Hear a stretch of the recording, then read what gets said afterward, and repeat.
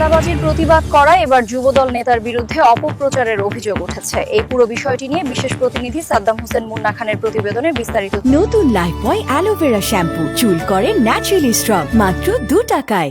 নারায়ণগঞ্জের সিদ্ধিরগঞ্জ পুল এলাকায় রাস্তার পাশে দোকান বসিয়ে চাঁদাবাজির বিরুদ্ধে কঠোর অবস্থান নেওয়ায় যুবদল নেতা শহীদুল ইসলামের বিরুদ্ধে সামাজিক যোগাযোগ মাধ্যমে মিথ্যা ও বিভ্রান্তিকর অপপ্রচার চালানোর অভিযোগ উঠেছে।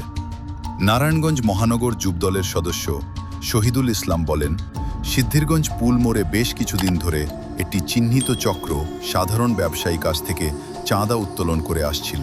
তিনি এসব চাঁদাবাজির বিরুদ্ধে প্রকাশ্যে শক্ত অবস্থান নেন। এরপর থেকেই ক্ষুব্ধ হয়ে একটি কুচক্রী মহল সামাজিক যোগাযোগ মাধ্যমে বিভিন্ন ভুয়া ফেসবুক আইডি ব্যবহার করে তার বিরুদ্ধে লাগাতার মিথ্যা অপপ্রচার ও কুৎসা রটাচ্ছে। নারায়ণগঞ্জ মহানগর যুবদল নেতা নাসিক 1 নম্বর ওয়ার্ডের সম্ভাব্য কাউন্সিলর প্রার্থী শহীদুল ইসলাম জানান, যেদিন থেকে আমি সিদ্ধিরগঞ্জ পুলের কাঁচা বাজার সহ চাঁদাবাজদের বিরুদ্ধে কথা বলা শুরু করেছি, ঠিক সেদিন থেকেই ভুয়া আইডি দিয়ে আমাকে সামাজিকভাবে প্রতিপন্ন করার চেষ্টা চলছে। একটি গোষ্ঠী অন্যায়ের বিরোধিতা না করে উল্টো অপকর্মকারীদের সমর্থন যোগাচ্ছে, যা অত্যন্ত দুঃখজনক।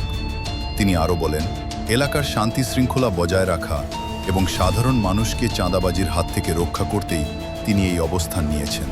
কোনো ধরনের অপপ্রচার চালিয়ে তাকে এই অন্যায়ের বিরুদ্ধে লড়াই থেকে পিছপা করা যাবে না।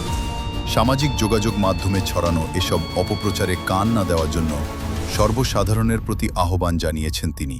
পাশাপাশি ঘটনার সত্যতা যাচাই করে সঠিক ও বস্তুনিষ্ঠ সংবাদ পরিবেশন করার জন্য গণমাধ্যম কর্মীদের কাছে বিনীত অনুরোধ জানিয়েছেন যুবদলের এই ত্যাগী নেতা।